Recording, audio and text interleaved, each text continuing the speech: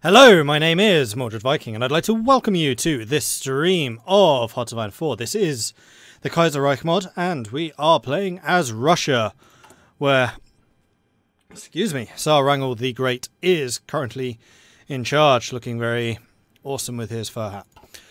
Okay, so what has happened previously? Well, it is now 1945, already fairly late into the game. The Russian Civil War did occur. The Soviets rose up and we fought them and destroyed them. The Second World War kicked off and the Communists won it fairly... Actually, no, it was a fairly close run thing, actually, with Germany managing to hold out for quite a long time until eventually Austria-Hungary actually joined the war. They went for White Ruthenia, I think it was. And because Ruthenia was allied with Germany, they were pulled into the war, and that eventually allowed the Communists to actually go and destroy that. You have not seen this on YouTube. No, it hasn't gone up yet, because I didn't particularly want to have two series going on at the same time. So this will actually start on YouTube on the 9th. So in 2 days. And then you can catch the beginning and see exactly how everything got to this stage. The Entente is still very much alive and is still pretty strong. Like, this is actually a very balanced 1945, actually, so quite a lot of stuff is going to be happening here. The Entente, although they lost their Italian holdings, they lost India, they do still have quite a lot of territory here in Africa, and I think Germany has now joined the Entente. Let me just double check that. Yeah, Germany has joined the Entente now. The USA won their civil war and has also joined the Entente. The Communists are still alive with Spain, France, Italy, Britain. Austria-Hungary is their own faction, kind of independent, but also definitely going to be a big player over there. And then most recently, we have got the war against Japan and the Fentian government. We just fought against Mongolia, I think it was, and we kind of carved Mongolia up between us. And then Japan declared war on us, or did we declare on them? No, I think they declared on us. And that is... No, we've been at war with Japan since like the beginning of the game. We just haven't had the opportunity to really push against them. But now that we've taken Mongolia out, we've sorted out our infrastructure issues. So we have got lots of roads and things leading over here. And of course, lots and lots of troops on the front line. So the push against Mongolia is now going to be occurring. So that is going to be good. So before we get started here, I just need to kind of remind myself what the hell is going on. We are researching artillery. Do we have tanks? We have got heavy tanks. I think that was in our infantry divisions. I think. Got all of those. We have not bothered with air doctrines, though we are doing that now. We started fairly late on the tactical bombers. Got absolutely nothing to do with the Navy whatsoever. And we went down Grand Battle Plan because I wanted the massive planning preparation so we could just get this overwhelming grind madness. And also Wrangel gave bonuses to Grand Battle Plan. Part of the objective from this was to give Wrangel as many officers as possible. Unfortunately, we lost him as the head of government, so he's the head of state. He was the head of government, but he's not anymore. And I think he can be the head of... He can be head of the chief of staff, that was it. So he will still be the chief of staff, and he is also in charge of the manoeuvre school, so we're definitely going to be focusing more on the tanks. So we have Cry for Succor over here with just regular cavalry. Why have I got cavalry? Heavy tank division, and then more cavalry. I think this is supposed to be the fast army. Haven't actually built any light tank, medium tanks then, apparently. Let's just go through these. So we have the Vanguard, which is our usual frontline formation. Mostly infantry, a bit of artillery, and these two will eventually be replaced by heavy tanks. We just developed heavy tanks, that's what I remember. That's what we were doing, I remember now. I think all of these have been upgraded to the Wrangel Guard. They have. We have got some mountaineers down here, which have kind of been used as the special forces in the mountains. They have got the heavy tanks. They have more artillery than the other division template, and of course the mountaineer. So I think we are slowly phasing out the infantry units and starting to bring in more tanks. Where are the nukes? I don't tend to do many nukes, to be honest. I find they make the game a bit too easy. Transamo demanded Siberia. Wrangel said no. That was it. You're right. Thank you for the reminder. Alright, so the war against Japan is taking place. I remember it being a fairly protracted issue down here. We push them, they push back, we push them. We have just taken out Transimmer. That's where we think we left off the last session. So we are building a lot of heavy tanks. We can probably start upgrading some of these units to add heavy tanks. It would be something like that. We would need 8,000 of them in storage to do this. In fact, we'd only need the one, technically. I mean, what we probably ultimately want is a formation something like that. So we use some heavy tanks. We would need 3,600. We'd lose a bit of defense. We need more rocket artillery. Yeah, okay. So what I'm going to do is I'm going to create a new version of this. I'm going to change the crest to be something suitably patriotic. This is the Imperial unit now. This is the new Rome, the third Rome. And these are going to be the Imperial Vanguard. We are going to remove that. We're going to turn you into a heavy tank, and we're going to add rocket artillery instead, and we're going to remove some of those. So this will also save some of our manpower, because we have been running out of manpower. That is very, very true. So yes, we're going to have a nice amount of armor because of the heavy tanks. We should be able to afford this. This is a new template. We are going to save that. I'm going to... Can I change these from here? No, I can't change these now. Unfortunately, not a problem. Instead, we're going to start training some of these. So I think Wrangel's troops himself, he needs to have the Imperial Guard. So if we were to switch over en masse, what would that cost us? 500 heavy tanks more than we have got, and quite a lot more artillery. So I think we can probably do about half. So let's grab half of you. Let's select the... something like that. That's more reasonable. We're still very low on the rocket artillery, but that should make us a significant bit stronger. And also the manpower. So in terms of manpower laws, we are currently on service by requirement because we have lost so many troops in this war. I think most of them have been in this Japanese conflict. They've lost more than 5 million between them. We've lost 2.4. Vientiane is on the way out.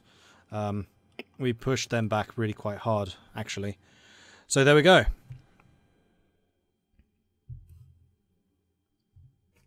And before we go any further, Wrangel needs his tea, because clearly that's what Russia was built on. Not vodka. Vodka is a socialist communist mechanic.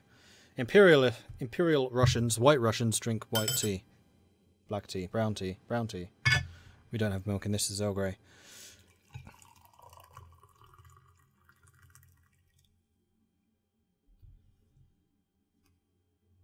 Right. How's the Pacific Fleet looking? We don't have a Pacific Fleet. In fact, do we even have a fleet? We do actually have a fleet. I don't think I've used them at all. Yeah, they have absolutely zero experience. They're all tech level 1. Does Japan have any, though? Yeah, Japan still has their full navy. I don't think Japan's actually fought anyone except for us. So we should probably... I was going to bomb them to oblivion. That's what I was going to do. I was going to use the tactical bombers to just bomb them. So that's what I'm going to start doing. Once we have more TAC bombers. How are we doing on that? We do have them deployed. I think we are trying to take over air superiority pretty aggressively. We had a lot of problems over here because of a lack of air bases, but that has since been fixed. So I believe I stopped all of these units attacking because I was trying to build up some more attack planning preparation. That's the word. And you guys are taking a lot of attrition. Why are you taking so much attrition? Is it just lack of supply? Yes, Mongolia. Mongolia was being bombed. That was it. I mean, it's a problem all around because for some reason all of the supply is coming through Mongolia rather than being spread out over here where I've actually got tons and tons of infrastructure developed. So Mongolia is getting the lion's share of the repair stuff. We don't currently have a national focus. We could actually put that into repair right now. Could also start looking at the naval aspects, but I don't think we need to. You know what? I think I'm going to do that. We're going to go construction repair. I'm going to try and just keep my infrastructure over here up to scratch. And then let the fighters just retake the skies. Because they were bombing us really quite seriously there. There was a very, very big air battle going on, but I think we have kind of seized the initiative there. Mordred Viking is going to attack Japan by putting his troops in submarines to attack them undetected. No, Mordred is not. Actually, there was a interesting video by... crikey, who was it? This is something I should remember. Talking about naval stuff. Let me just double check if I can remember. It's one of the really big people who talks a lot about... Oh, great. This might be difficult to find. Oh, no, here it is. It was Remand Paradox. He has a video called The Best Naval Composition, which was actually very interesting. I will go ahead and link that right now. Where he talks about the different strengths of ships and navies and things. And he just goes on to completely reinforce my feelings about submarines. They are terrible in every single possible sense of the word. They're absolutely outrageous. He does, however, knock out my previously held assumption that light cruisers were the strongest because they have really good anti-air. Turns out anti-air doesn't really matter at all. The main thing for anti-air is having your own carriers and having your own fighters. And even then, naval bombers, not particularly effective. The most effective, bar none, are battleships. If you're fighting against a player who's using a lot of battleships, then you should probably use super heavy battleships, which gives you slightly more oomph for the combat result, but they do take longer to repair. So battleships, all you need is just a fleet of battleships. It does not matter about any of the smaller ships whatsoever. It is actually a really, really crap system. I hadn't realised just how broken it was until Remand Paradox broke it down there. So there we go. He also has a video that talks about why 40 width beats 20 width. Well, that should be fairly self-explanatory, simply because the 40 width has better attack abilities and you can have a better mix of units in that. Alright, hey, 94th minute. How am I planning on hitting their mainland without nukes? I might actually try paratroopers. I might well try paratroopers. Okay, so let's just go ahead and continue. I need to move you very slightly. Bring you up, bring you up. Okay.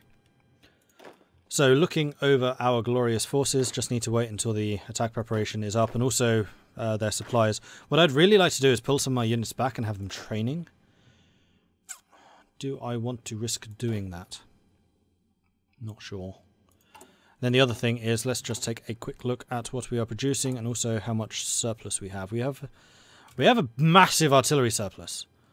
I had not realised it had grown quite so extraordinary. I could definitely do with reducing the number of artillery. I think I'm going to replace you with rocket artillery, of which we are producing a fair amount. Okay, and then the heavy tanks, which we are building lots of too. Yeah, that should do.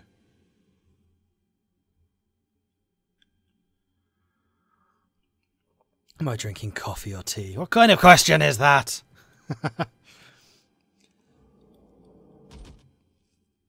Alright, so you guys, with the exception of Eagle Slayer, are actually feeling relatively confident about an attack here. These guys have not been named, and I've been meaning to name this one. Oh god, I can't spell. L-I-E-Z-E. Y. There we are. I think that's right. I've seen the name often enough in Discord that I should know how it's spelled.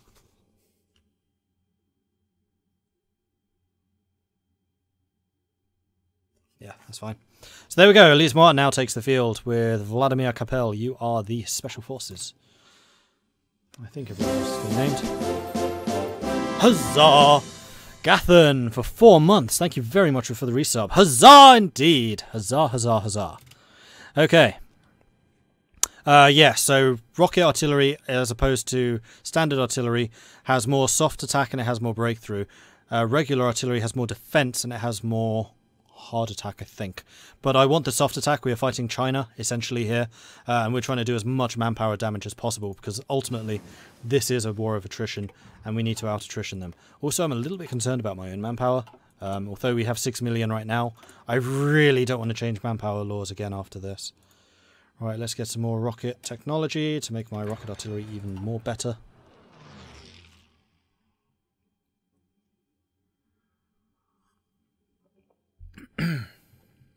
Orthodox Christmas is tomorrow.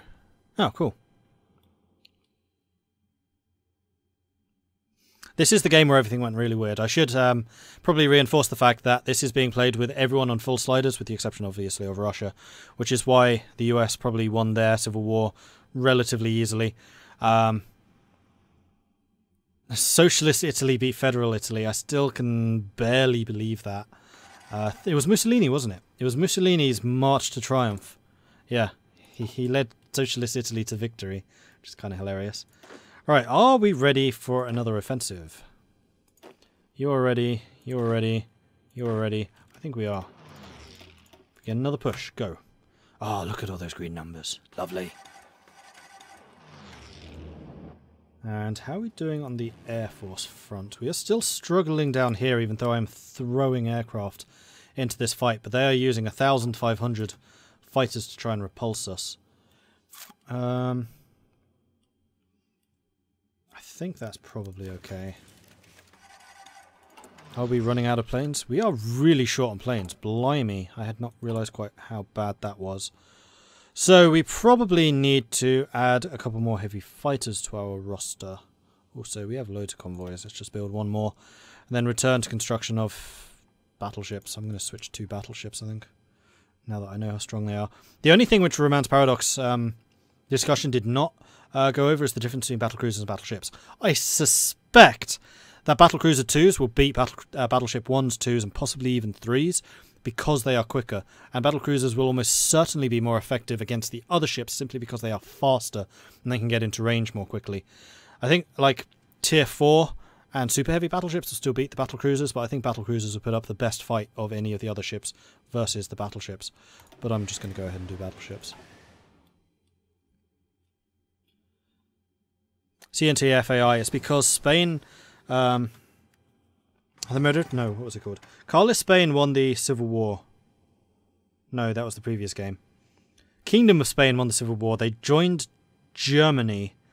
Germany was on the verge of pushing France back when Austria declared war. Austria broke Germany, and then when Germany was taken out, France was able to turn around and take out Spain. Therefore, becoming the CNT FAI.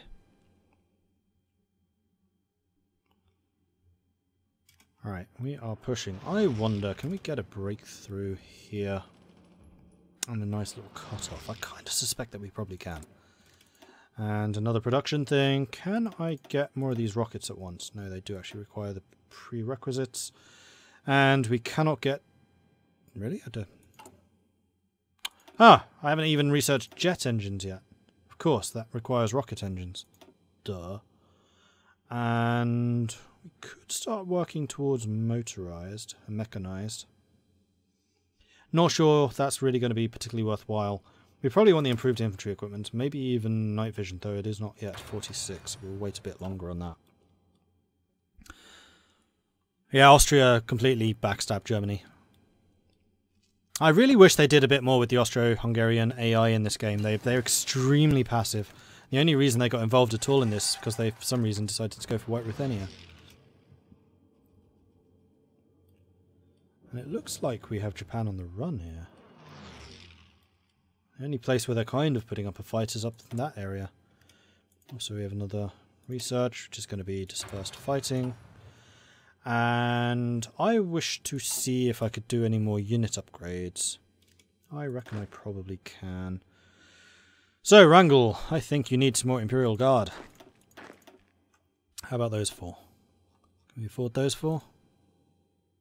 Close enough.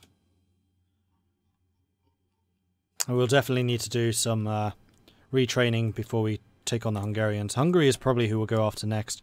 They have an obscene number of divisions, but they are also very much out of manpower. So I think any war from this point on, we're going to get pushed back until they kind of reach a maximum extension, and that's also when they run out of manpower, and then we push back really hard.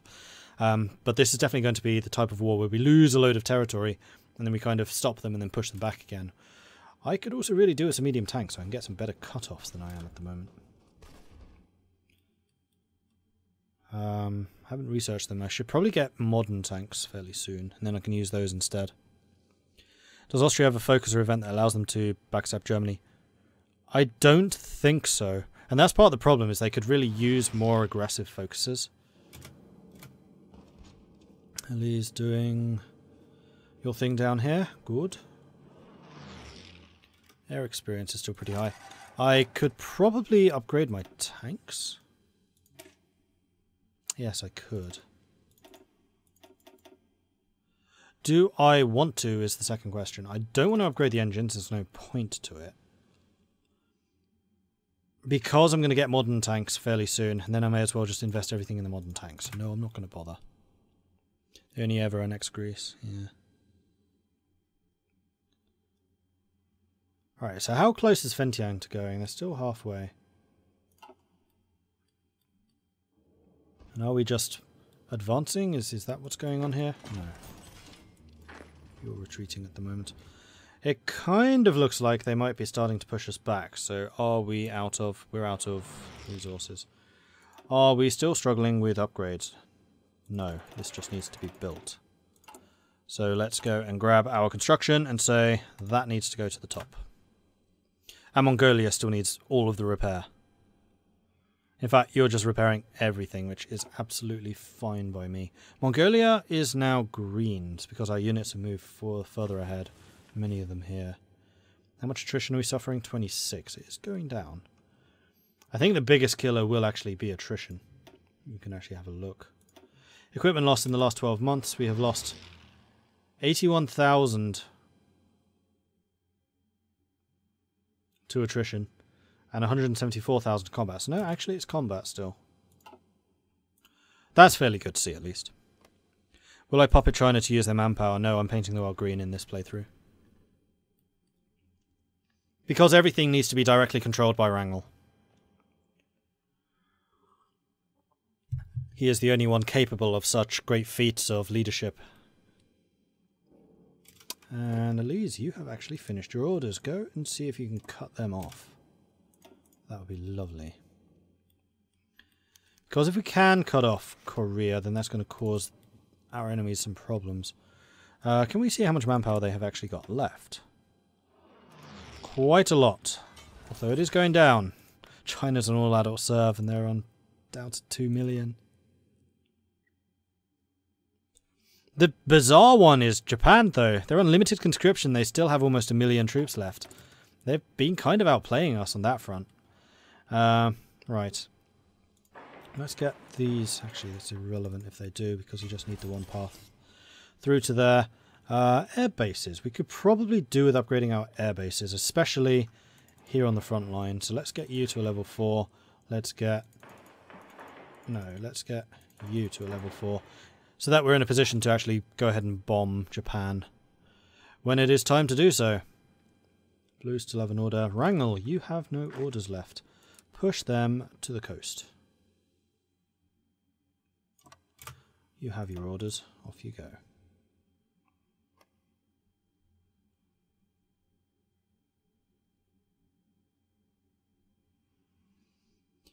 Okay. They have now 6 million losses. That's what I like to see. Yellow Sea is what? Just nothing. Okay. And then Northwest China and Korea. Enemy has their superiority. We could probably start shifting our air forces further forwards. You we certainly could. You are over done right now. I think that's basically... Actually, no, we could base you here.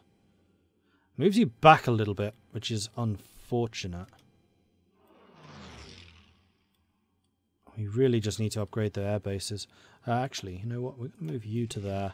And we're going to grab Northern China, that's this lot. I'm going to have you here.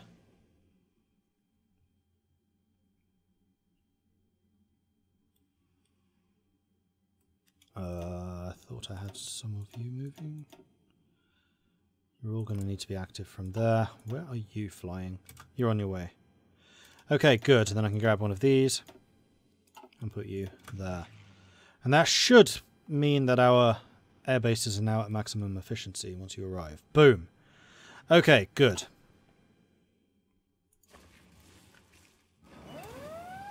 Ooh, nice. And they are probably going to be trying to do some landings. So we need to get our anti-landing army and say, move forwards. And you are almost certainly going to need some more troops, which is... What are you using? Just regular infantry divisions. And I am quite happy to go ahead and train another 10 divisions of that, because I'm very much expecting Japanese naval invasions. And in fact, that was being part of the problem, is they kept on attacking me from behind. Hey, Dana. Why do I have so many theatres? Because I have troops in different positions. Like, these guys are ready to jump on Finland if they ever do that. These guys are actually fighting against China. These guys are protecting my border against Austria, and these guys are my garrisons. It's just an easier way of organising everything. The Japanese never defend Korea very well. Well, that's very unfortunate for them, isn't it?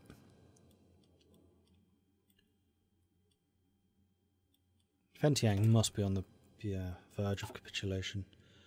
And we are doing lots and lots of repair work. Are there any other air bases that I could build further forwards? Yes, we can build another group there. Good. And how are we doing for resources? We still have tons of artillery. Support equipment we could also potentially do with pulling back a little bit. I think I already have done. Infantry equipment, I know that it kind of goes up and then massively down, then up and then massively down, so I don't really want to touch that. The artillery we will probably change once we have the new upgrades. And then heavy fighters we are still losing, so we definitely need some more heavy fighters. Oh, Fentiang's gone. I will be taking all of their stuff.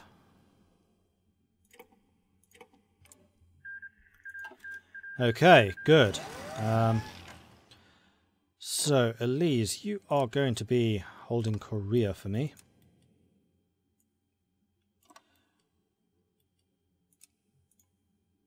And Wrangel, you're going to extend your hold over here and basically push these guys out of China. Good. And then finally, we need you guys to extend your reach even further. Although, actually, no, I don't want to do that just yet because I don't want you actually attacking stuff. And I also need you defending that. So yeah, we're going to need at least 20 divisions now for full coverage, so it's a good thing that we were upgrading it. The fate of Manchuria. The Fentiang finally crushed by the glorious Russian army. The time has come to decide its fate. Should we reincorporate it once more into our motherland, or should we restore its independence under our supervision? Another course of action would be the creation of a new order, not just in Manchuria, but in China as a whole. So we can restore the Manchurian Empire, which is the whole of China. We can get an independent Manchuria, or we can just say, no, Wrangel is the boss.